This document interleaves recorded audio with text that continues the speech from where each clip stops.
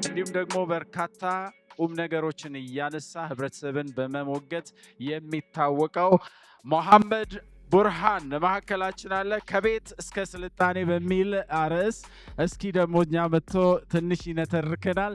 መሐመድ ቡርሃንን እባካችሁ ወደዚህ አንድ ሸኙልን። መሐመድ ቡርሃን ከ14 በላይ መጽሐፍት እንደጻፈ ሰምቻለሁ። ብዙ ርዕሶችንም እያነሳ በርካታ ጉዳዮችን በማህበረሰብ አንቂነትም እየሞገተ ይገኛል። ሞሄ እንኳን ደህና መጣህ። በጣም ቆንጆ ቀን ነው። ከምን አንጻር? ወፍና ጎጆዋ ስለተገናኙ ማለት ነው። ወፍ ጎጆዋን ሳትቀልስ ውቅያኖስ አቋርጣ አትሄድም። መጀመሪያ ጎጆዋን ትሰራለች። የምትሰራው ከፍ አድርጋ ነው። ከዚያ በኋላ ውቅያኖስ ብታቋርጥ ብትበር ትችላለች። የኢትዮጵያ አየር መንገድ ጎጆውን ሀገር ውስጥ ቀልሷል። ስለዚህ የትም ቢዞር የትም ቢበር ተመልሶ ወደ ጎጆው ያርፋል። ግን ቅኔው ከፍ አለና ተምር ሪል ስቴት ጎጆን፣ አየር መንገዱ ደግሞ ህልምን የሚያደርስ ሆነው እነሱ ናቸው የሚፈራረሙት የሚለውን ስሰማም ሳይ በጣም ደስ አለ። ሰው ሁለት ይሆናል። አንድ ፊዚካል አካሉ፣ ሁለት ነገው። ነገ ህልሙ ነው። መድረስ የሚፈልገው ማየት የሚፈልገው ህልሙ ነው። አእምሮ ውስጥ ይመለከተዋል፣ ግን መድረስ አለበት። ቤት ምሽት ላይ ከከተማው ከፍ ብለን ቁልቁል ስናይ በጣም ብዙ መብራቶች እናያለን። እነዚህ ብዙ መብራቶች ቤቶች ናቸው። እያንዳንዱ ቤት ውስጥ ታሪክ አለ፣ ስቶሪ አለ። እነዚህ ታሪኮች ሲደመሩ ህዝብነት የሚሰሩ ስርዓት የሚሆኑ ድምር ውጤት ነው የሚሆኑት።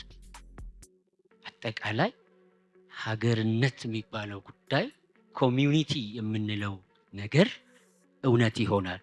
እያንዳንዱ ቤት ውስጥ ህልም አለ። ይሄ ህልም ለመድረስ የተረጋጋ ቤት ያስፈልጋል። ጠዋት ተነስቶ ሰው የትም ቦታ ሲዞር ተመልሶ የሚያርፍበት ጥላ እንዳለው ሲያስብ ይረጋጋል። ወደ መረጋጊያው ቤት ማለት እሱ። ሰው በታሪኩ ስልጣኔን ሀብሎ ከመጀመሩ በፊት መጠለያውን ነው የፈለገው። ከነፋስ ከብርድ ከምን መጠለልን።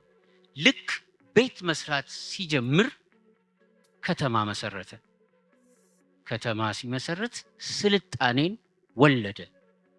ስለዚህ ሰው በታሪኩ የመጀመሪያ የሰራው ነገር ማረፊያውን፣ መከለያውን፣ መጠለያውን ነው የሚለውን ካየን ለሰው ማረፊያውን ደግሞ ስንሰራ ቤት ማለት ግድግዳ አይደለም። ቁልፍ ትንሽ ነገር ናት፣ ግን የተዘጋን በር ትከፍታለች።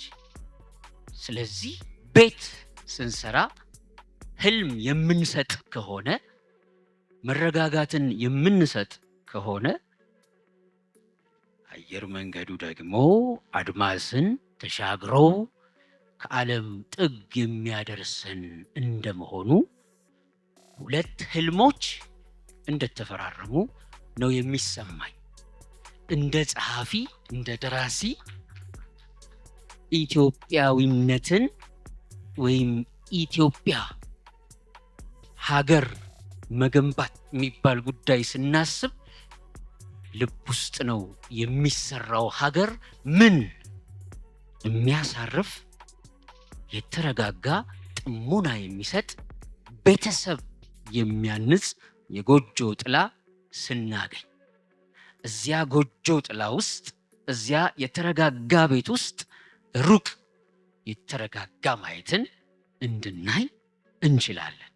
ስለዚህ ቴምር ረዥም ይፈጃል፣ ግን የጣፈጠ ውጤት አለው። በረሃዎች ውስጥ በረሃን ተቋቁሞ ሕያው የሚሆን ሲምቦል ነው ዛፉ ራሱ። በጥንት ስልጣኔዎች የሕይወት ዛፍ ይባል ነበረ።